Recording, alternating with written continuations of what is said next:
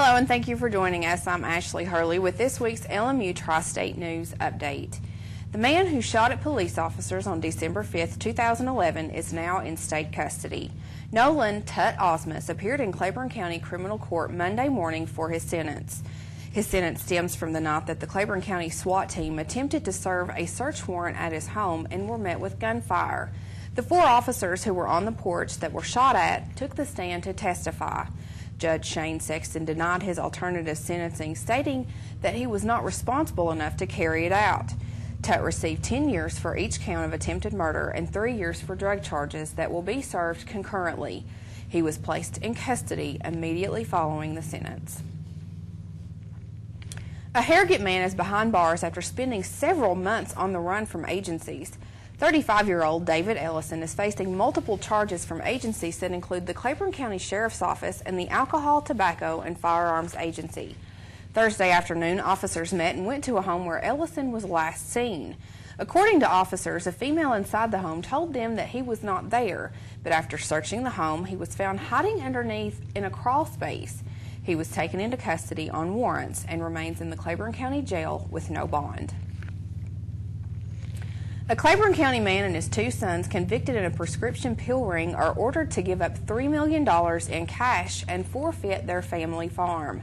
Jackie Mize and his 2 sons, Kelvin and James, are guilty of conspiring to sell $3 million in prescription painkillers. The 3 await sentences, and with the unlikelihood that the money will ever be collected, it will keep the 3 in the hands of the justice system. From June of 2008 to November of 2010, Jackie Mize used his sons, along with other relatives, to go doctor shopping in Florida, then bring those pills back here to Claiborne County and sell half of what they got. The 3 men remain behind bars until their sentence hearing that will be held in November. A longtime employee with a local bank is awaiting her sentence after making a plea in court. 35-year-old Jackie Bolden of New Tazewell, who worked with Home Federal Bank, was indicted earlier this year on theft over $60,000. The indictment states that the alleged theft occurred between the years of 2010 to 2012. Bolden was arrested the same day the indictment was handed down, and she was released from jail on a $50,000 cash bond. The charge is a Class B felony that is punishable by 8 to 30 years in prison. Her plea included a recommended sentence of 8 years with supervised probation, court cost, and restitution to Home Federal Bank. She will appear for her sentencing on September 23rd of this year. 2 people face charges in an ongoing theft investigation. The Claiborne County Sheriff's Office launched the investigation into burglaries throughout the county. Jody Collins and Paige Russell, both of Tazewell, are facing charges in connection with this investigation. According to Sheriff David Ray, 22 four-wheelers, 4 dirt bikes, 2 utility trailers, and tools have all been seized.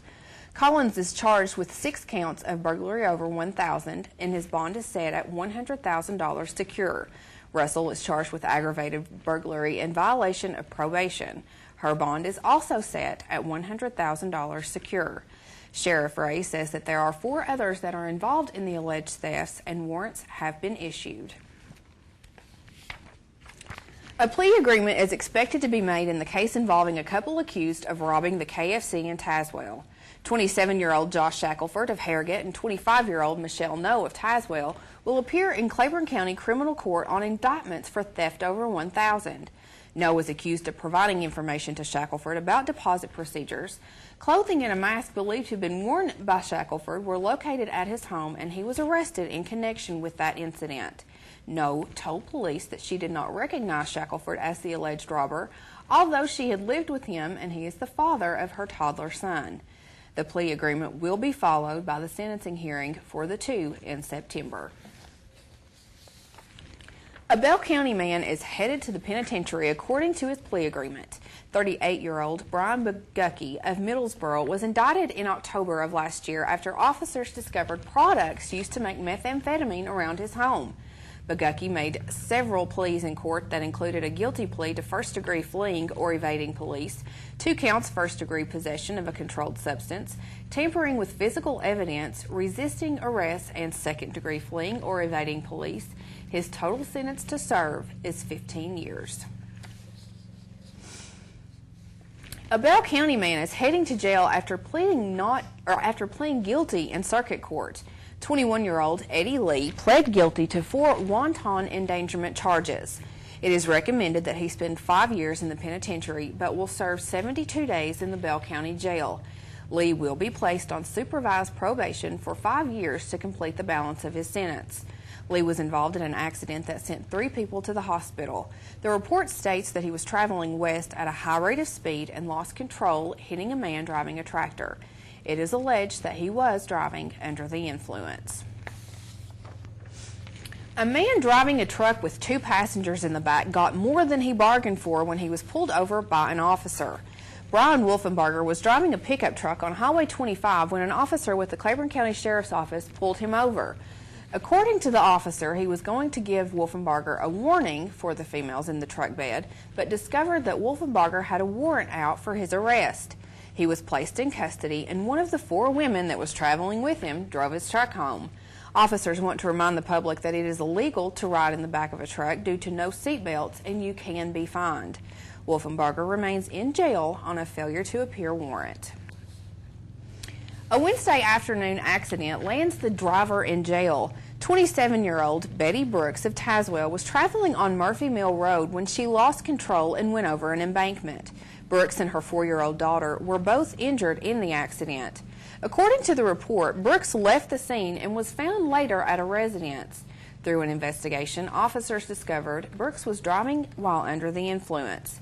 She was arrested and is charged with driving under the influence, first offense, driving on revoked, second offense, immediate notice of accident, financial responsibility compliance, and aggravated child endangerment, which is a Class A felony.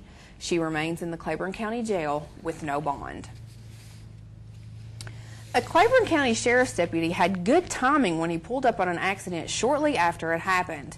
The accident happened on the exit ramp to Cumberland Gap when a tractor-trailer went around the curve and overturned. Reports state that the load shifted in the trailer, causing it to land on its side. The driver declined treatment from EMS. A hazmat team also responded to the scene after officers discovered fluid leaking from the truck. The Tennessee Highway Patrol is handling the investigation. One man is recovering after being flown out in an early morning accident. The accident involved a merchandise vehicle and a Dodge Durango. Both drivers are recovering from their injuries, but the driver of the Durango had to be flown out by helicopter. The cause of the accident is under investigation by the New Tazewell Police Department. If you happened to be in Cumberland Gap on Tuesday and saw dozens of police vehicles, it wasn't an emergency, but more of a celebration. Sheriff David Ray and Chief Bill Souter tell LMU Tri-State News all about it. We've had a big time celebrating this first year of the police department. It's a dream come true for Lincoln Memorial University and all of us who did very little. I didn't do a whole lot other than, give them the support and deputize them under the new law in which they would answer to Lincoln Memorial Police Chief, which would be Bill Souters. We have it's called a police and security department, but we have 3 different entities within that department.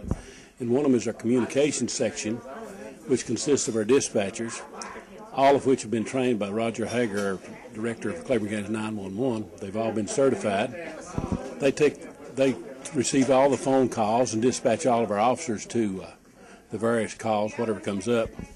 Then we have a security section, which is full and part-time security people, and they're all trained also, and they're licensed by the state of Tennessee. We provide security 24 hours a day, 7 days a week, and they take care of the buildings. And then we have a police force, which consists of 6 full-time officers, and they patrol the campus 7 days a week, 24 hours a day. And they've all received certificates of compliance from the Post Commission in Nashville.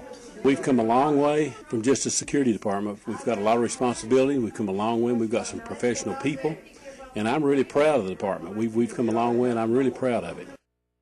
The support for the Lincoln Memorial Police Department doesn't just come from those on campus, but also from local law enforcement and those in the district attorney's office.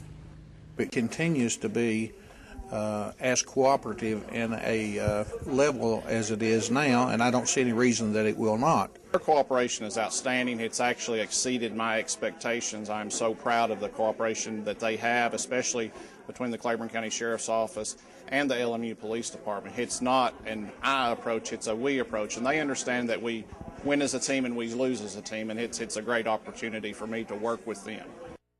As the future of LMU continues to grow, there is only one direction that the police department can go, and Chief Souter and Sheriff Ray give us a positive outlook on what is to come.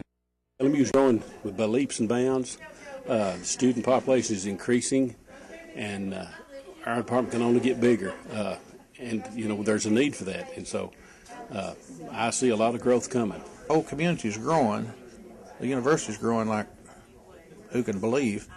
So the police department has to grow. I'm real pleased and happy for Lincoln Memorial University.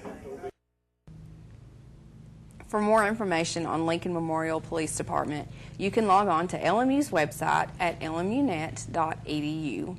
Thank you for joining us for this LMU Tri-State News Update. For everyone behind the scenes, I'm Ashley Hurley.